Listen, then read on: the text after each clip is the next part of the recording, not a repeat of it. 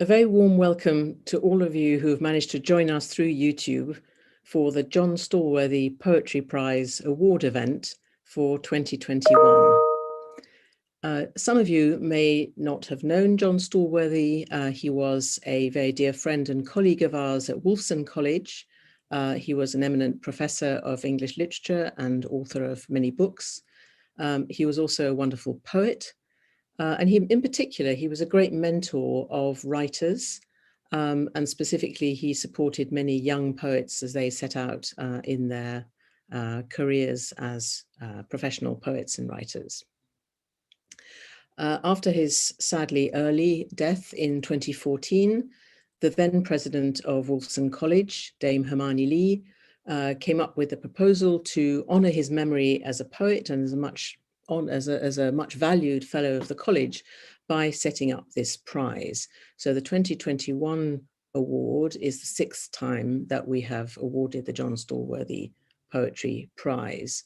It gives an opportunity for current postgraduate students of the University of Oxford to submit their works in an annual competition.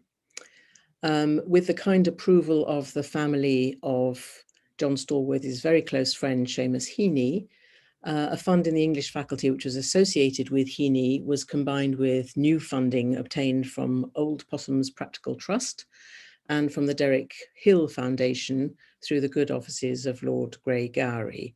This launched the prize, and we're very excited to be able to report that we've had some very generous donations from a wide range of friends of the college or of the English faculty or personal friends of Jon Stallworthy. And by now we believe that the prize has been endowed in perpetuity. So it will stand alongside the Newdigate Prize as the preeminent prize for postgraduate poets in Oxford.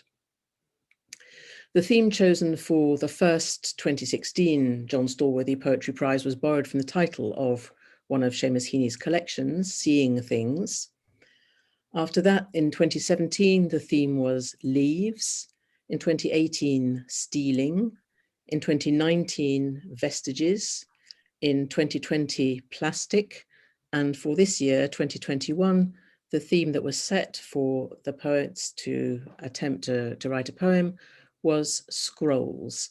I have to say, those all of us who knew Jon well would appreciate that he would have loved that as a topic. This was a man who never wrote an email in his life up to 2014 and wielded a fountain pen on creamy white paper with great enthusiasm. And so I think the concept of scrolls would be very dear to his own heart.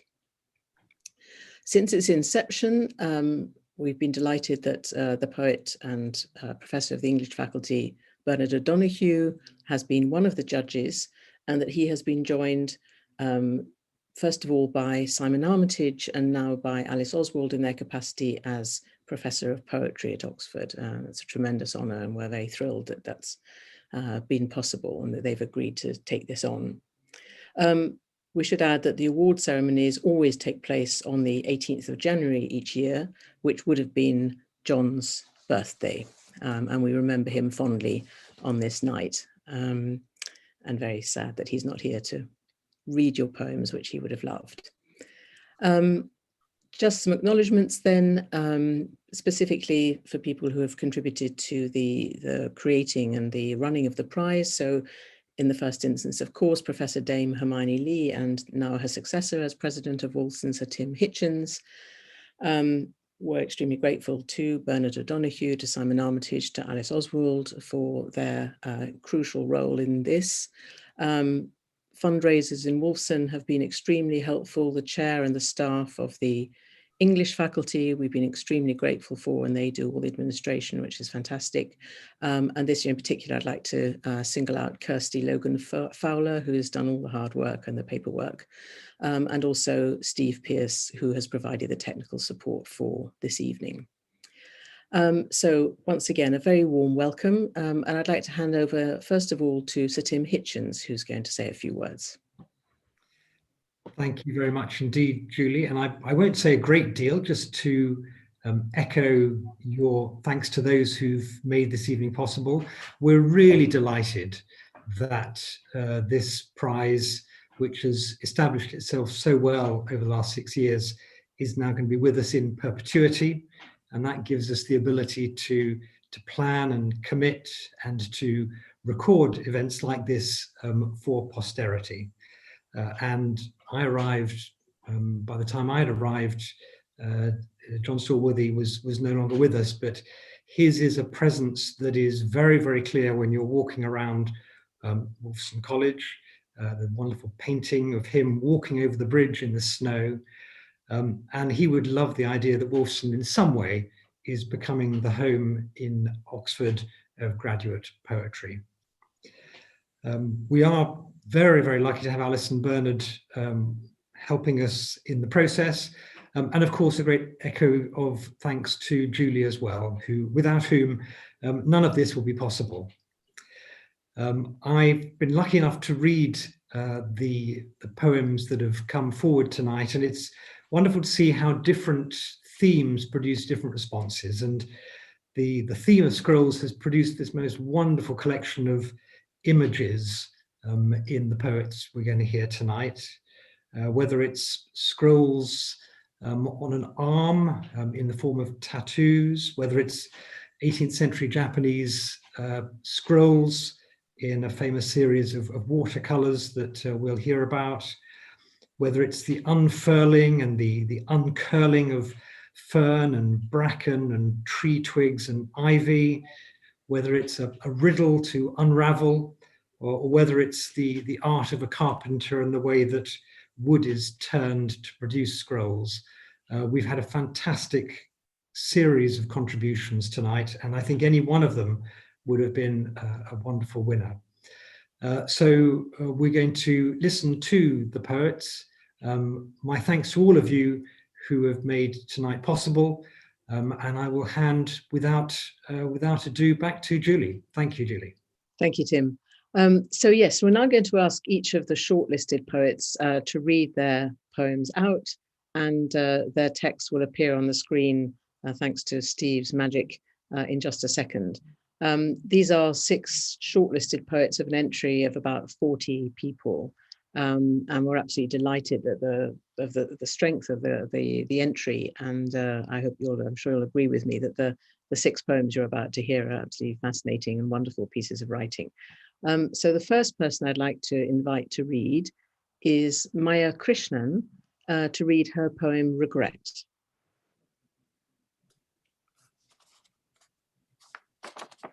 He says he regrets it, getting those tattoos, and then unfolds his arms to let my fingers trace the roses and knives some Salt Lake scribe inked on pale, soft parchment. I, entranced by vines interspersed with veins, would disregard his warning. Jumpers worn in summer, sleeves pulled down to keep cashiers from seeing vanity engraved on skin, an indelible register of caring about what people think. And I think I want him. 3 years and boyfriends later, I resurface at a London parlor. Marked by felt-tip sketches of a shell, chrysanthemums, and a skull, I choose not knowing that the things you hope to symbolize may shift, too fast to catch in shade and line, that I would wear a memento, not of death, but something much less certain, that days delighting in decorative excess come to mix with days of skin announcing secrets I would only then acknowledge I was guarding. When people ask if I regret it, I shrug, not saying regret's no simple consequence, regret's the reason itself. The reason why I kissed him, left him, boarded the plane alone, an aisle seat German businessman comforting me because he thought that turbulence was why. And I didn't say, regret's the reason I put on a jumper some Augusts, the reason why, when I roll my sleeve on a visit years later, he reaches for my wrist so he can turn the long darkened scroll of my arm, touching an unwitting record of who I have been since he knew me. Thank you so much, Maya. That was absolutely wonderful. Can we turn now to Tara Lee and her poem Kuzosu?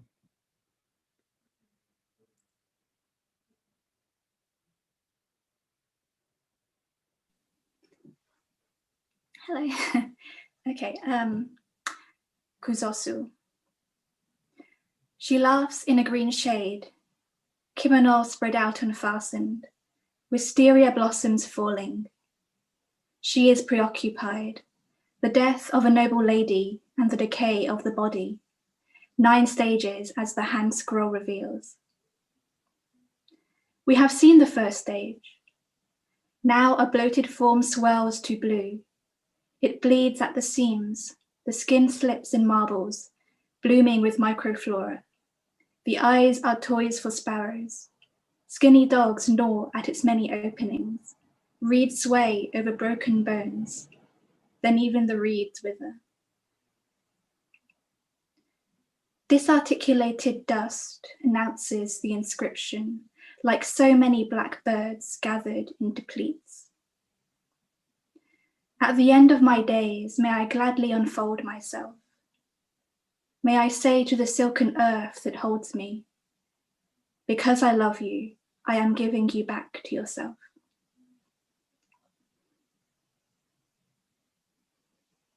Tara, thank you. That was wonderful too. The next person I'd like to invite is George Mather to read his poem, Scrolls. Scrolls. As a fern uncurls in rich white foam, just the way you like assurance, there's an oat milk with your small talk, with your baristas, the most natural thing. And if movement it's recalling motion, luxuriant and down the hatch, and if accompanied by a redux note, it's merely the baroque. It brings the bile to the back of the throat, as when violins swell like a cursed harvest, and or a portent that demands a priest. How led fountains into satin and gilt putty vomiting lungs of brine. How scrolled feet crouch on marble floors, and skittering once the lights put out, ease you towards the dreamed untrouble. How as Reuters' marching ants unfurled the KO downtick in quick recession, excess always becoming in the eye and its chiasm, that nervously confirms that everything's okay, so unfolds a worm of comfort out of expensive spectacle. A volute bends over backwards. Everything has its should, and the desperate care tumesces loyally like a growth. The candelabra, not magnolia, guttering in the dark of winter, smoke.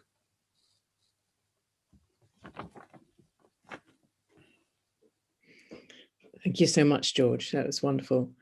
I'd like to invite Claire Mully now to read her poem, In the Middle of the Path.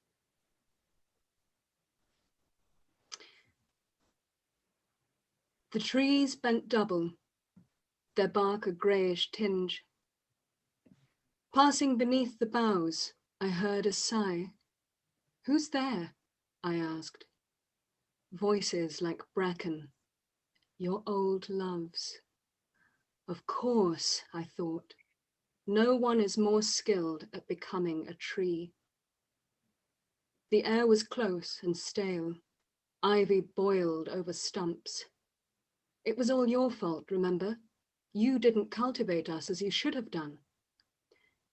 I've grown too fond of sky, I said. A solemn dog wanders through those glades, pissing meticulously on each trunk. The branches of the trees are festooned with tea lights in jam jars, scrolls, fetishes, holy medals tied with ribbon, wind chimes. Each one representative of an hour stretched beyond its earthly limits by waiting, reading and rereading the entrails of small words. Their bark oozes perfect amber tears. I broke off an outstretched twig to see what would happen. There was no blood, but the trees all screamed. Good, I said, leaving them to silence. Thank you. Thank you for that wonderfully dramatic reading. Fantastic. And I owe you an apology, Claire. I'm so sorry. My proofreading failed at this point, and I didn't put the right title up. I used the motto survived onto your text and not the title. So just to remind everybody, the proper title of this poem is in the middle of the park. So we'll have to correct that. I'm so sorry. Next, I'd like to invite Audrey Southgate to read her poem, One Scroll.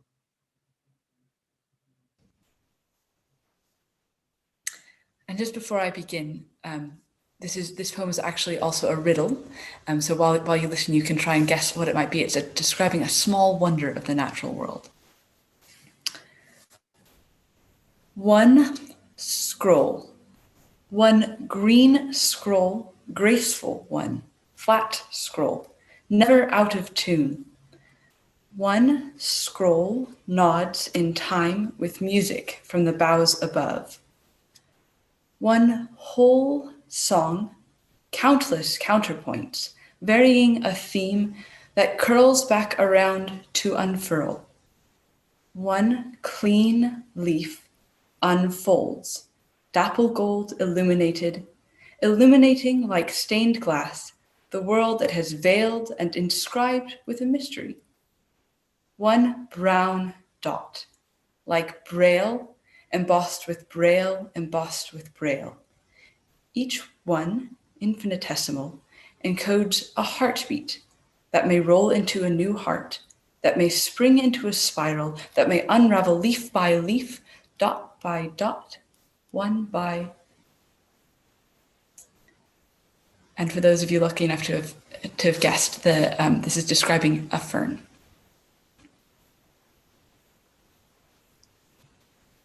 Wonderful, thank you very much. A second fern poem relating to scrolls. Very beautiful.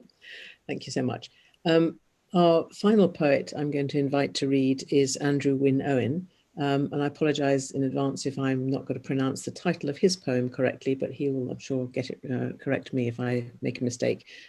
So Andrew Wynne Owen to read Lutery.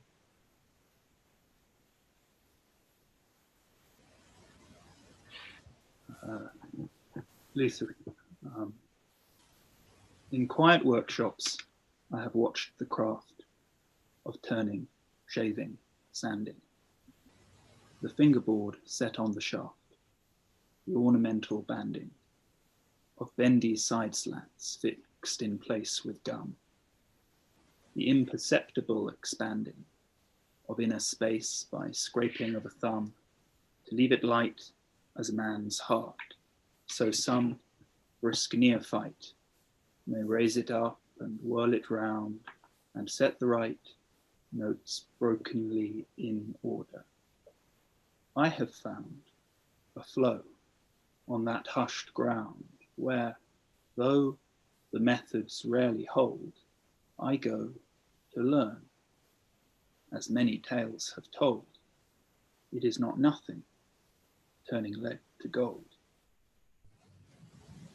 And nothing tests a maker like the scroll, which aims to cap it all. Vitruvian motif so whole, its striving parts recall the turbulent disclosure clouds slip by, revolving over where our sprawl of cities sits. What can I do but die, unsatisfied, living below that sky? I let time slide too casually, can scarcely cling to my tongue-tied loose ends of hope. I am no raveled thing, but lost and staggering. At least, that's what I thought about the last time I listened to music out in the cold woods I wander when in doubt.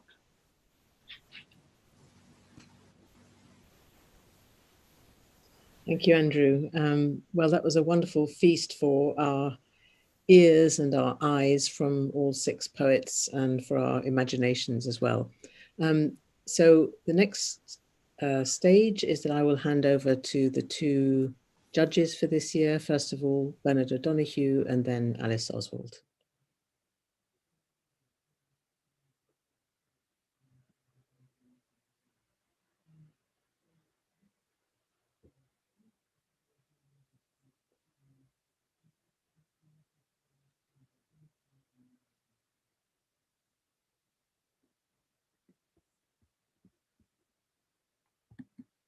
Julie, I don't think I'm hearing Bernard, I'm afraid. We can't hear you. If you could unmute, Bernard. Bernard, we can't hear you. Oh.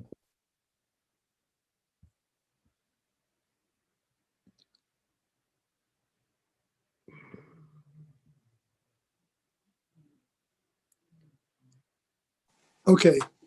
Okay. Yes, that's Sorry. fine. Thank you very much, Bernard. I can never remember what is mute and what is unmute. Closely related. So looking back over the past 6 years of this prize, I've been pondering why it has seemed to me more interesting than most poetry prizes of the kind. One reason might be its confinement to a quite ambitious constituency, the current graduates of the university. And one thing that follows predictably from this, and which has been evident in the submissions every year, is that they've been relatively adventurous, not deterred by the charge of difficulty, open to a kind of ambitious learnedness, and not afraid of allusion. It goes without saying, of course, that simplicity and perspicuity are recognized virtues in poetry, but some degree of complexity has its place too. Another general question that occurs to me each time is how tightly submitted entries should be bound by the given theme. Seamus Heaney imagined the minstrel in Beowulf asking, "Since when are the first and last line of any poem where the poem begins and ends?" And one of the pleasures of reading these entries over the years has been seeing in what ways, literal or metaphorical, the themes were used as the occasion for a poem. The last three were vestiges, plastic, and scrolls. And for example, as you've heard, scrolls were the decorations on a stringed instrument, or the texts of history, or movement on a computer screen, or none of those things, and several other things as well, ferns prominently. One other thought, the observation circumstances alter cases has been current since the 17th century, Wikipedia tells us. And of course, we wondered how the extraordinary triple crises this year, and trying to avoid the word strange, would affect the entries. The pandemic, Brexit, the strange US election year. How would all that affect the old question of public versus private in poetry on this evidence? The public and private were particularly hard to separate this year, of course, since the virus and its attendant limitations, lockdown, isolation, quarantine, were public measures with personal application. Will the new set of terminology be much in evidence? The border down the Irish Sea, Antifa, QAnon, Black Lives Matter, flatten the curve, the F number. Would there be hand washing to go with poetry's traditional hand wringing? On the whole, poetry kept within what Heaney calls its own jurisdiction, if there is such a state. But it was a comfort to see language being consistently used in an imaginative, self-conscious way. Maybe that's the common factor of what is interesting in the Stallworthy entrance, the avoidance of anything that is obvious and cliched.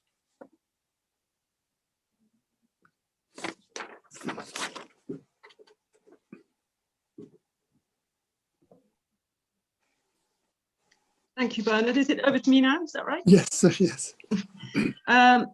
Hello. And I personally haven't found it easy to stay coherent in isolation. So I was very impressed by the quantity of poems we received and by their coherence. It was a real pleasure to read them all. The subject, as you now know, was scrolls. And we hoped in setting this that it would provoke some thinking about form as well as content. I remember as a child visiting a house where there was a pianola, which, as you probably know, is a self-playing piano that performed a scroll of perforated music.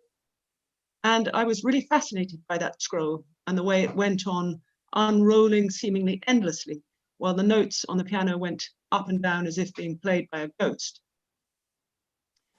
So ever since then, I've thought of scrolls as beautiful contradictions between enchantment and machinery, which is perhaps similar to the way I see poems. Examples of free formality, actual and natural, but at the same time, sometimes inhumanly endless.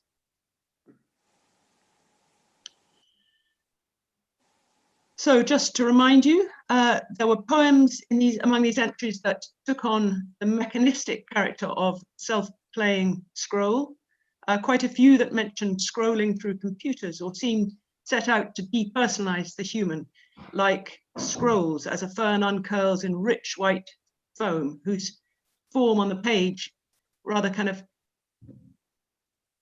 reminded me of that pianola scroll. And then I always admire entries which seem to brush past the subject almost carelessly, like regret, which just mentions as if in brackets the darkened scroll of the arm at the end, or in the middle of the path, a scrap of light-hearted epic, which includes scrolls among a heap of other objects at the foot of a tree. Then there were ferns in the enigmatic poem One Scroll, and I love and miss the unscrolling ferns of Devon, so I was delighted even riddlingly to be reminded of them. And we had Lutery, which seemed an extraordinarily well-crafted, even a carpentered poem, allowing me to peer inside a workshop. This poem really did unscroll itself to the ear. And Kusozu, that eerie image of the human body unscrolling and decomposing on a Japanese scroll. Bernard and I really were delighted by all these poems, and it's always said in competitions, but I still fervently believe it, there shouldn't really be a winner. But in the end, we found ourselves most disturbed by the Kusozu poem.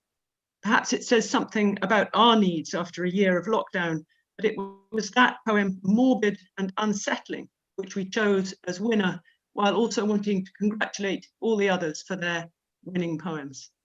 So thank you and well done to Tara Lee.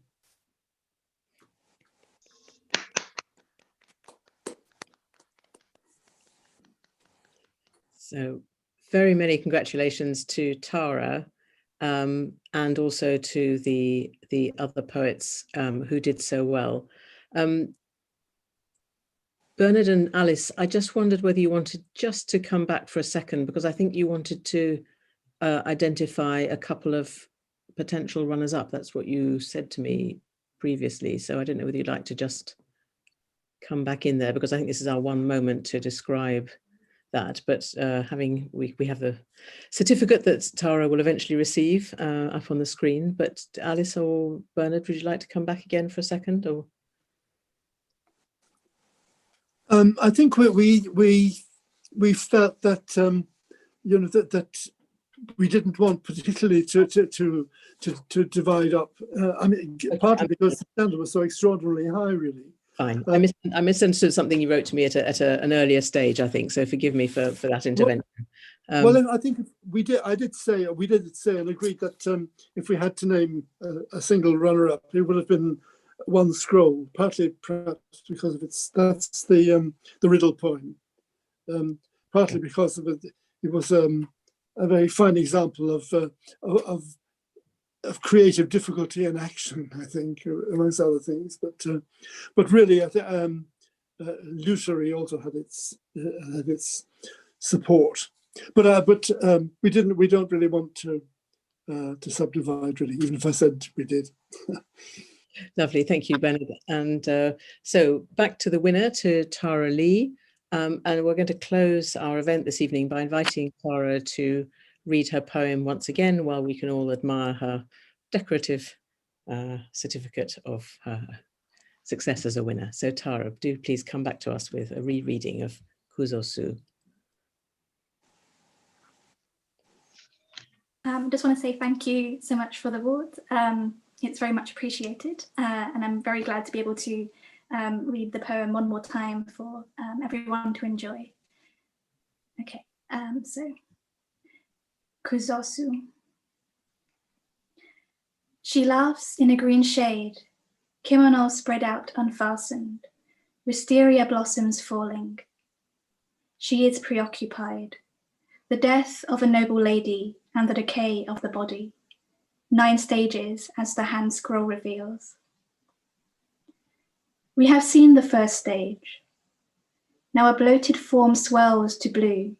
It bleeds at the seams. The skin slips and marbles, blooming with microflora. The eyes are toys for sparrows. Skinny dogs gnaw at its many openings. Reeds sway over broken bones. Then even the reeds wither. Disarticulated dust announces the inscription, like so many black birds gathered into pleats. At the end of my days, may I gladly unfold myself. May I say to the silken earth that holds me, because I love you, I am giving you back to yourself. Thank you. Thank you so much, Tara, and enormous thanks for the pleasure of discovering your poetry to all this year's shortlisted poets for the Jon Stallworthy Poetry Prize 2021. Enormous thanks to all of you who have joined us this evening through the YouTube link. We hope you've enjoyed the event. Fingers crossed, let us hope that this time next year we shall meet properly at Wolfson and be able to meet the poets in person and raise the glass. I'm sorry we only have a mug to raise to you on this occasion, but to celebrate the astonishing talent that you've all displayed. So thank you all again, and see you next year. Goodbye. Thank you. Thanks, Tara. So we'll say goodbye to the poets now, I think. Goodbye, Tara. Goodbye, Audrey, Claire, George.